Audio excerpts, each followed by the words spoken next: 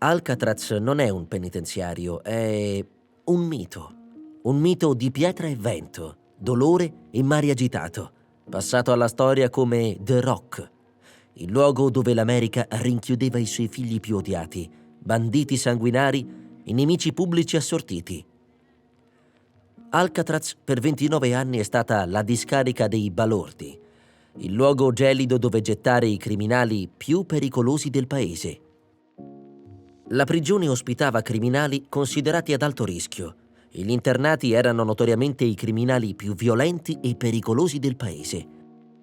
Tra i detenuti famosi ci sono stati Al Capone, il pluriomicida Robert Franklin Stroud, noto anche come l'ornitologo di Alcatraz per i suoi studi sui volatili, e Arthur Barker, omicida e capo di una banda di rapinatori che tentò anche la fuga. Il detenuto che rimase ad Alcatraz più a lungo fu Alvin Karpis. Persino Charles Manson dice di essersi ispirato a lui. La prigione era considerata il luogo da cui era impossibile fuggire e chiuse nel 1963. Al momento della dismissione, decisa per le enormi spese di manutenzione e gestione, ospitava 250 reclusi e 60 guardie che vivevano sull'isola con le loro famiglie.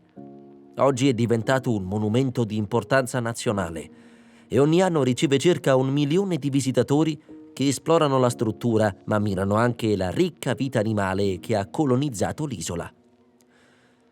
La baia di San Francisco, l'isola di Alcatraz e la sua prigione sono stati spesso citati come alcuni tra i luoghi più infestati da attività paranormali dell'intera America, anche e soprattutto per la presenza del carcere. I nativi americani che hanno occupato l'isola hanno parlato di spiriti maligni che loro stessi hanno incontrato sul posto e che abitavano quel luogo da ben prima che divenisse prigione federale.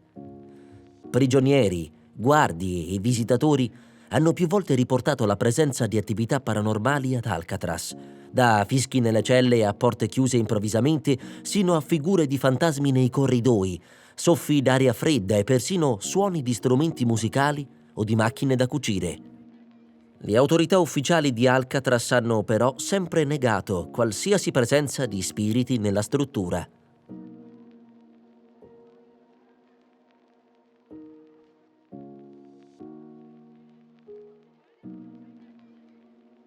Quel nome così spigoloso, Alcatraz, quasi ostile, duro come la vita di chi ne è stato ospite dai tempi della guerra di secessione americana, si deve, secondo alcuni, al cartografo spagnolo Juan Manuel Díaz.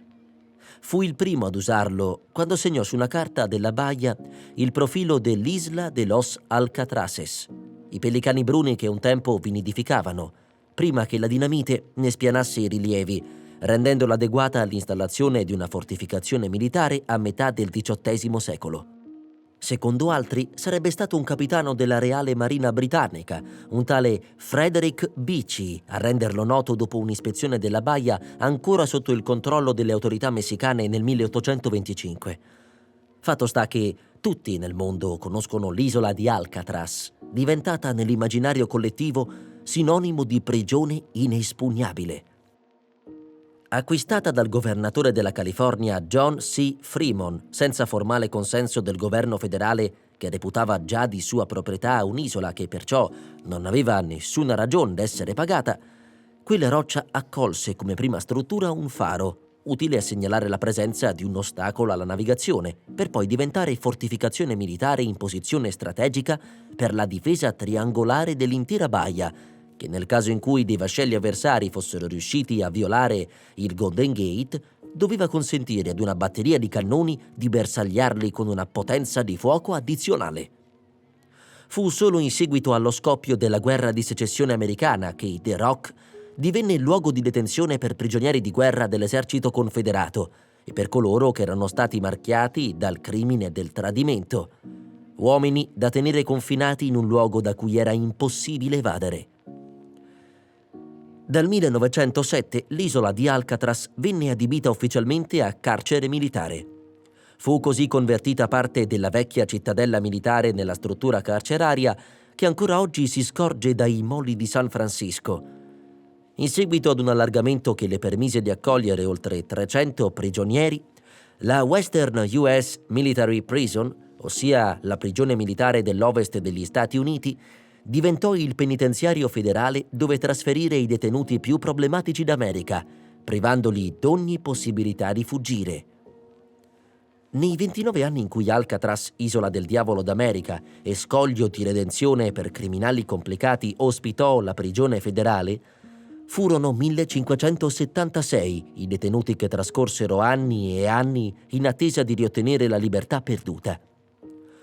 Un soggiorno senza poter comunicare tra loro né poter parlare con chi gli faceva visita, solo una volta al mese, di ciò che accadeva nel mondo esterno.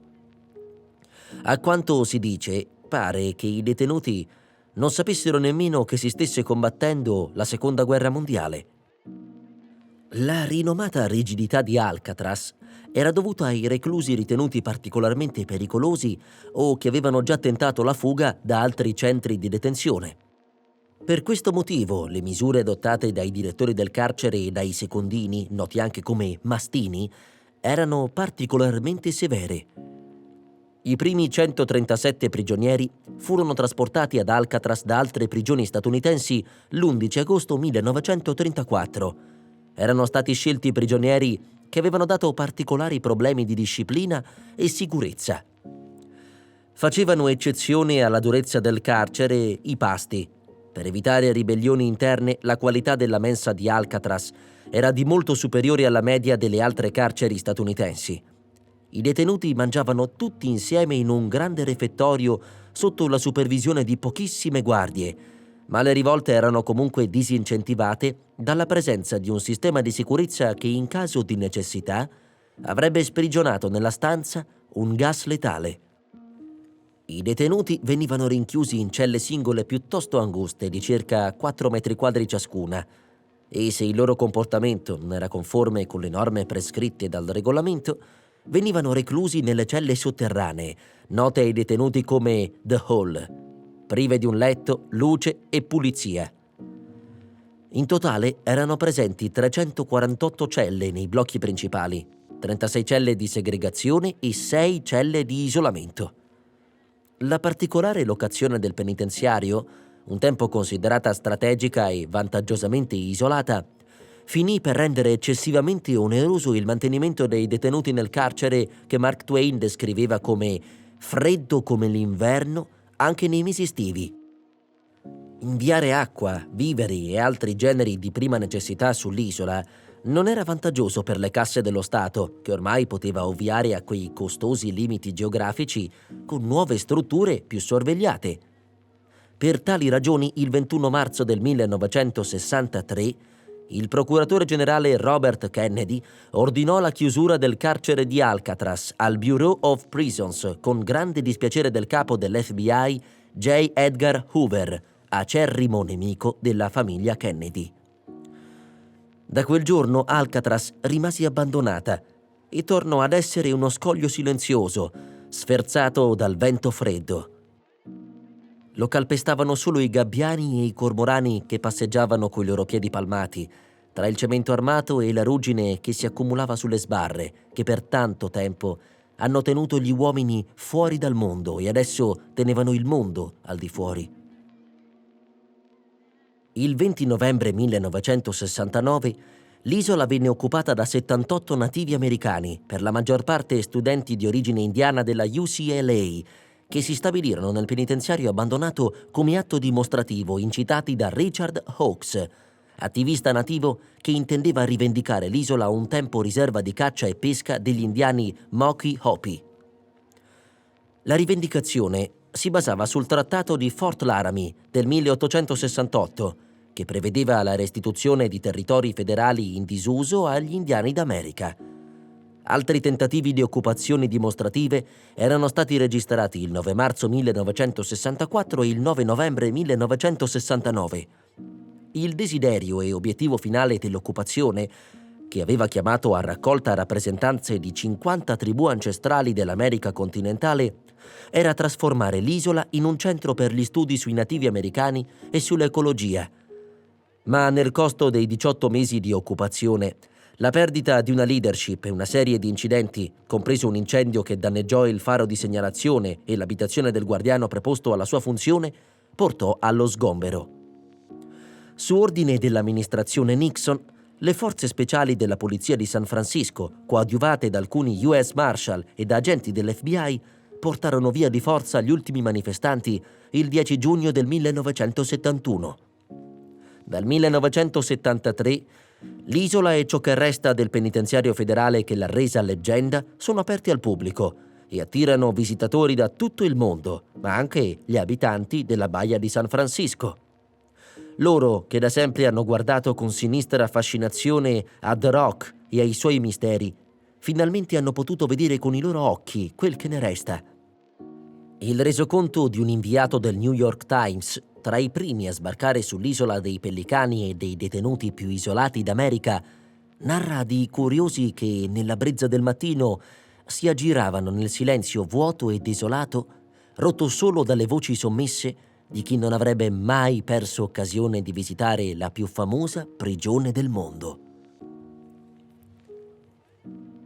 Il primo maldestro tentativo di evasione dal carcere di Alcatraz risale al 27 aprile 1936, quando Joseph Bowers, mentre lavorava all'inceneritore di rifiuti, decise di tentare di scavalcare le diverse recinzioni della prigione. Bowers non obbedì alle guardie che gli ordinarono di tornare indietro e fu così freddato dai colpi di fucile provenienti dalla torretta di sorveglianza. Il secondo tentativo di evasione corrisponde invece al primo presunto tentativo riuscito. Il 16 dicembre 1937, Theodore Ted Cole e Ralph Rowe, mentre lavoravano nell'officina di Alcatraz, allargarono le sbarre della finestra a tal punto, si pensa, da far passare degli pneumatici. I due approfittarono della nebbia per raggiungere il mare e attraversarlo su una zattera realizzata proprio con gli pneumatici rubati, scomparendo alla vista delle guardie. Le condizioni burrascose del mare di quella notte fecero presumere che i due, fuggendo, fossero affogati e furono quindi dichiarati deceduti. Tuttavia, il loro destino rimane sconosciuto. L'incidente, però, è stato il primo a intaccare la reputazione di Alcatraz come prigione a prova di fuga. Il più sanguinoso tentativo di fuga avvenne il 2 maggio 1946, nell'episodio passato alla storia con il nome Battaglia di Alcatraz. Alle 13:40 Bernard Coy, insieme ad altri 5 prigionieri, riuscì a rubare un fucile ad una guardia, allargare le sbarre della prigione e uscire. Durante il tentativo di evasione, i prigionieri riuscirono a impossessarsi di altre armi, una pistola e dei bastoni. Non appena la loro scomparsa fu notata, le guardie tagliarono loro ogni via di fuga. Coy e i suoi compagni, non volendo rinunciare alla possibilità di evadere, diedero inizio a una violenta ribellione nei confronti delle guardie che cercavano di riportarli all'interno del carcere. La rivolta si estese a tutti i prigionieri e furono necessari 2 giorni per sedarla. Fu indispensabile anche il supporto dei Marines. Durante la battaglia persero la vita 2 guardie e 3 degli autori della rivolta, tra cui lo stesso Coy. Quella dell'11 giugno 1962 è una data passata certamente alla storia, perché proprio in questo giorno si verificò la prima vera fuga da Alcatraz. Fino a quel momento, infatti, il carcere di massima sicurezza era considerato come una sorta di fortezza inespugnabile, dalla quale una volta entrati era pressoché impossibile scappare. E così, inevitabilmente, quando si diffuse la notizia dell'evasione di 3 detenuti, Frank Morris e i fratelli John e Clarence Anglin, la vicenda destò un certo scalpore e non poco imbarazzo tra le istituzioni statunitensi. Il vero genio del piano fu Frank Morris, criminale fin dall'età dell'adolescenza, nonché dotato di un quoziente intellettivo ben al di sopra della media. Questi studiò scrupolosamente la sua strategia di fuga, mettendone poi al corrente i fratelli Anglin e convincendoli ad essere suoi complici. Il trio, infatti, cominciò a realizzare un tunnel lungo la griglia di areazione delle celle, che avrebbe permesso loro di attraversare l'edificio di nascosto fino a sbucare nei pressi della spiaggia, dove poi avrebbero dovuto superare l'ostacolo del mare. La galleria venne scavata a poco utilizzando dei comuni cucchiai da cucina, mentre la griglia che copriva il condotto fu sostituita con una finta fatta di carta. Ovviamente il fuggitivo, Aveva pensato anche a come aggirare il problema relativo al mare che circondava l'isola. Insieme agli altri 2 detenuti furono realizzate delle zattere rudimentali ricavate con degli impermeabili per effettuare la traversata. L'evasione fu programmata nelle ore notturne e il mattino seguente le guardie si accorsero dell'incredibile assenza di Frank Morris e di Clarence e John Anglin quando al loro posto trovarono nei lettini della cella dei fantocci costruiti con carta e capelli. Immediatamente venne dato l'allarme perché nessuno poteva scappare da Alcatraz e così sulle tracce dei 3 criminali si misero ben 300 uomini dell'FBI, circa 200 militari, la guardia costiera, gli sceriffi della zona e anche un elicottero atto a controllare dall'alto l'intera area. Nonostante ciò, il piano di Frank Morris risultò realmente infallibile. Infatti gli evasi non vennero più ritrovati e da quell'11 giugno 1962 calò un vero e proprio mistero sul loro destino. Dopo circa 17 anni di ricerche infruttuose, l'FBI, per non ammettere il suo fallimento, diede per morti in mare i 3 uomini. In realtà pare che il giorno dopo l'inattesa fuga da Alcatraz furono ritrovati sulla sponda opposta all'isola i resti di una sorta di zattera e anche una Chevrolet rubata, indizi che fecero pensare al buon esito dell'evasione.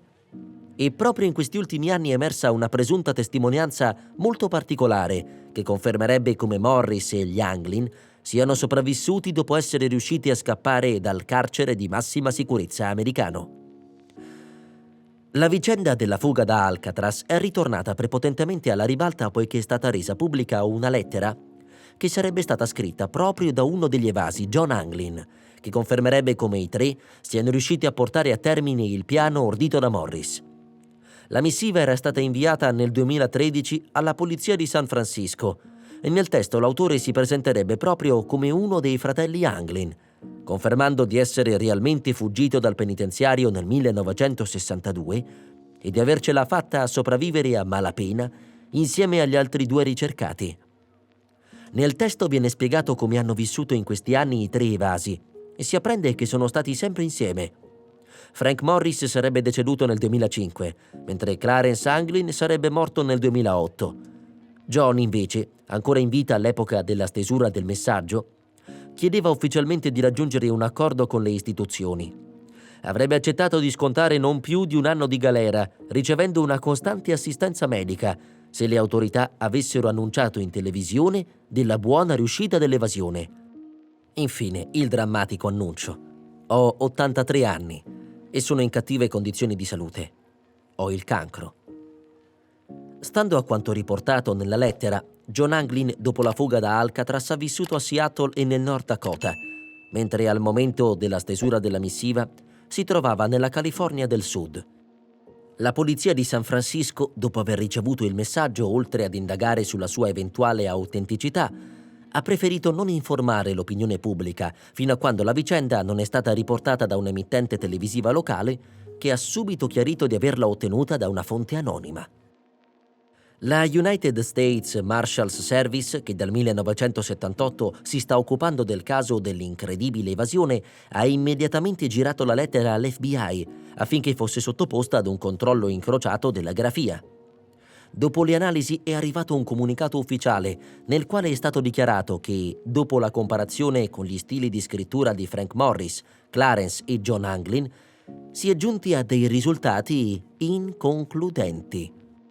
Dopo aver appreso di questa misteriosa missiva, la CBS ha intervistato David Widner, nipote di John e Clarence Anglin, il quale ha fatto un'altra importante rivelazione, affermando che, in seguito all'evasione dal penitenziario, la nonna ha ricevuto per molti anni delle rose recanti proprio le firme dei 2 fratelli fuggiti insieme a Morris nel giugno del 1962.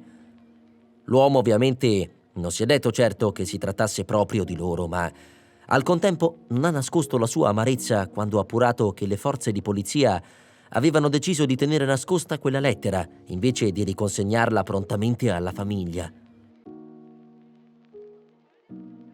La storia della fuga da Alcatraz di Frank Morris e dei fratelli Anglin diventerà negli anni una delle più famose nella storia delle evasioni, talmente popolare da ispirare il famoso film Fuga da Alcatraz del 1979 di Don Siegel con Clint Eastwood, nei panni di Frank Morris.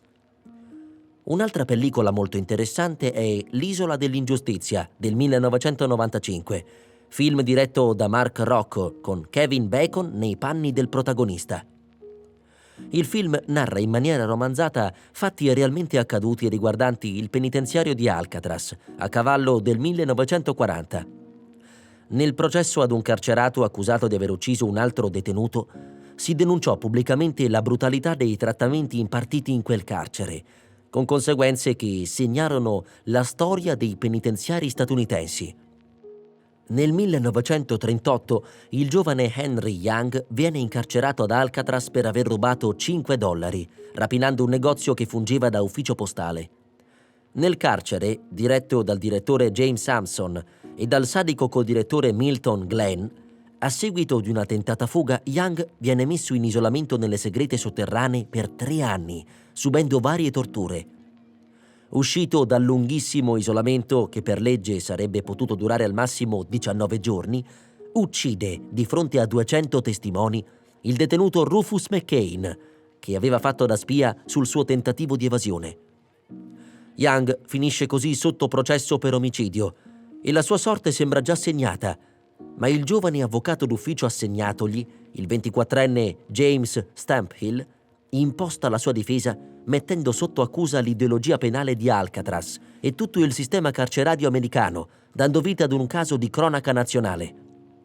L'accusa che egli muove all'ente è quella di rendere mentalmente insani i detenuti, avendo le prove che 32 di essi, entrati sani, dopo pochi anni erano usciti da Alcatraz con la camicia di forza.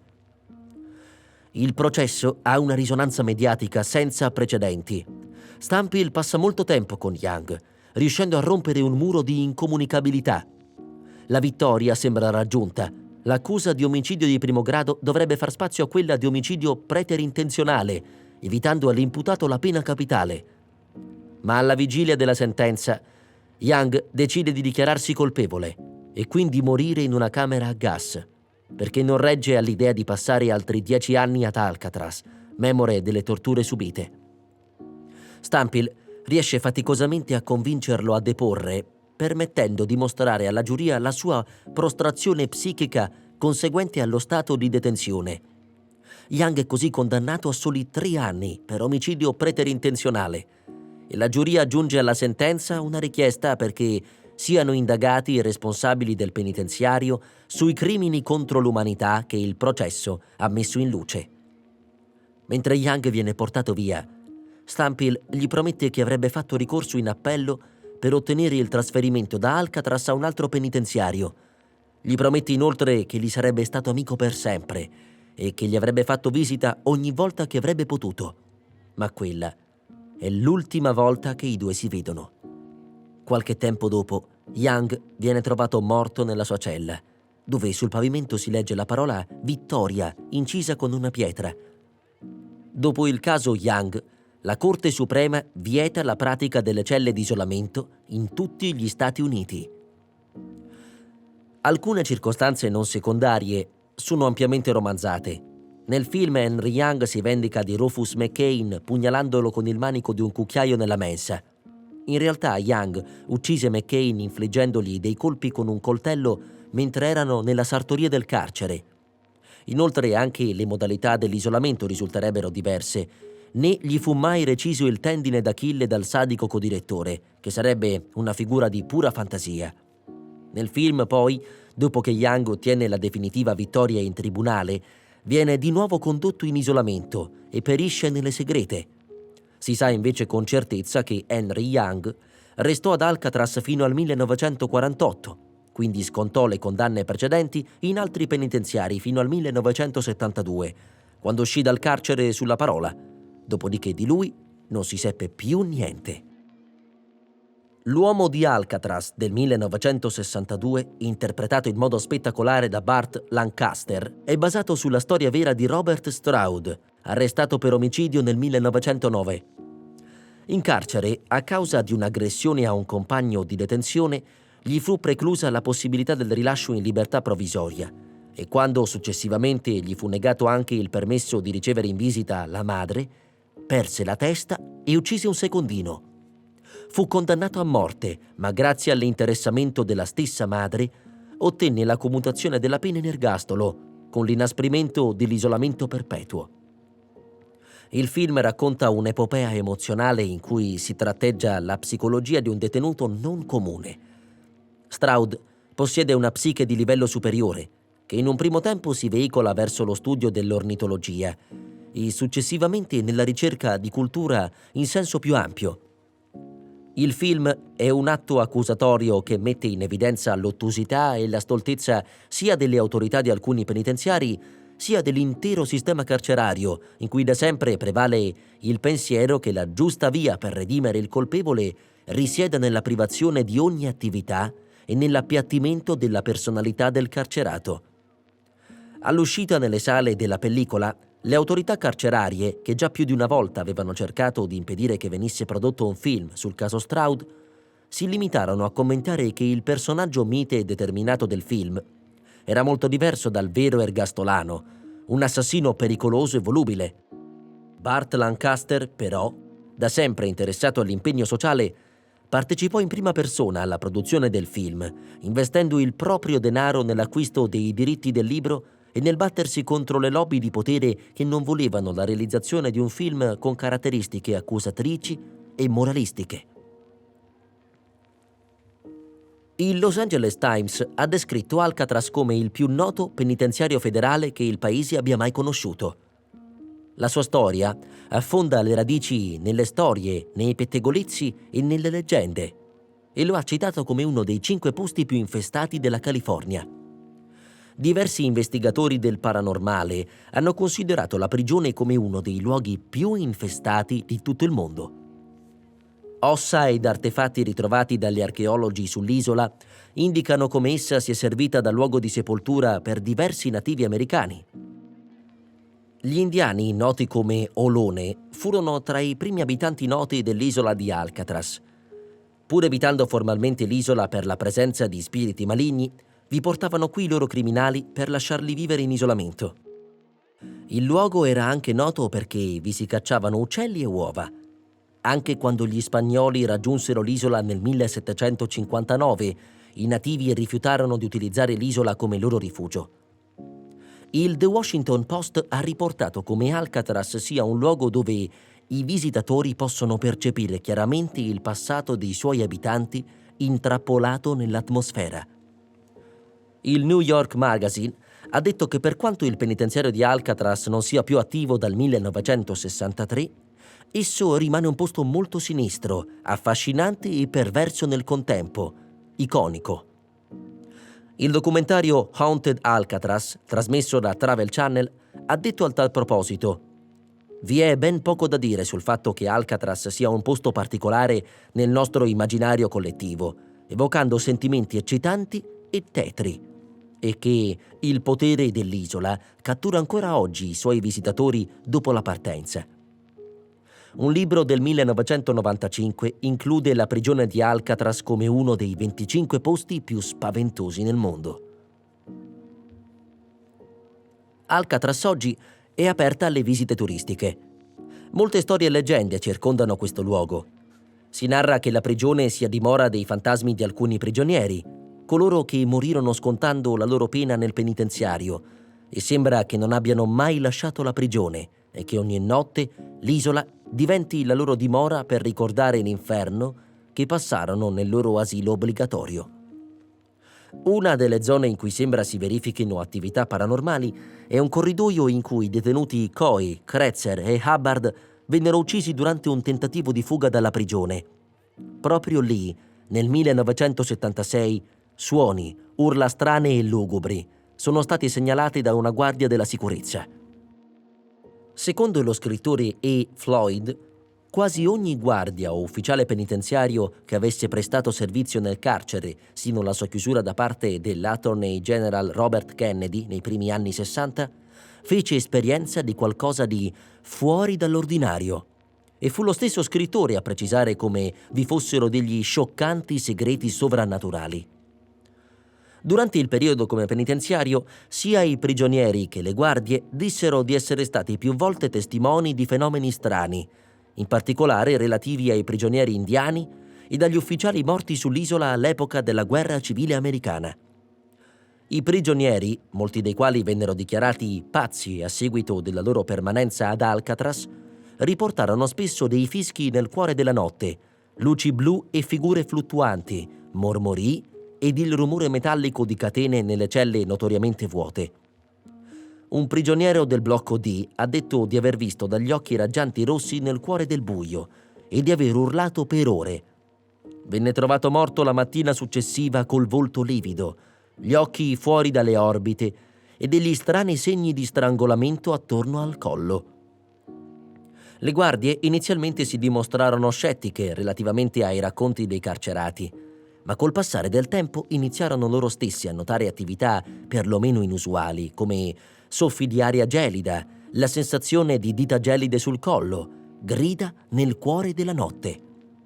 Anche la casa del direttore, ora bruciata e ridotta ad uno scheletro dall'occupazione di Alcatraz, appare infestata. All'epoca del penitenziario, diverse guardie dissero di aver visto lo spettro di un uomo con delle costine d'agnello cotte durante una festa, con un vestito grigio ed un cappello. Un faro fantasma venne avvistato anche emergere dalla nebbia nella baia di San Francisco.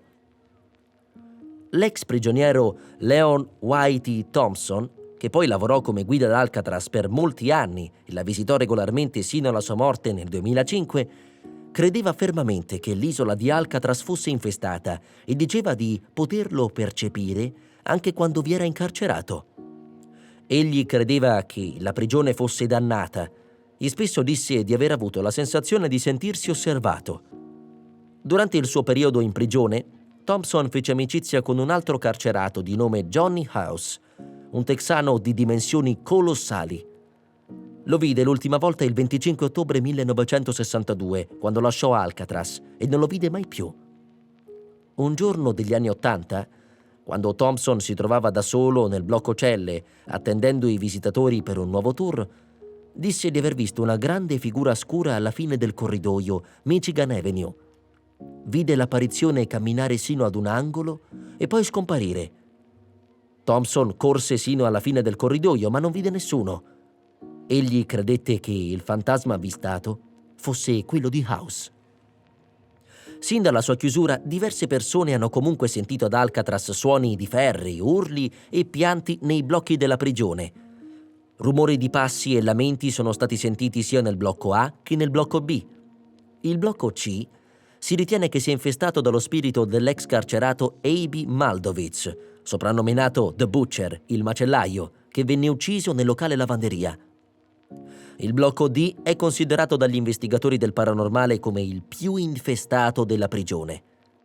4 delle 42 celle qui presenti si pensa siano le più infestate, dal momento che voci inspiegabili sono state udite nelle celle 11, 12 e 13.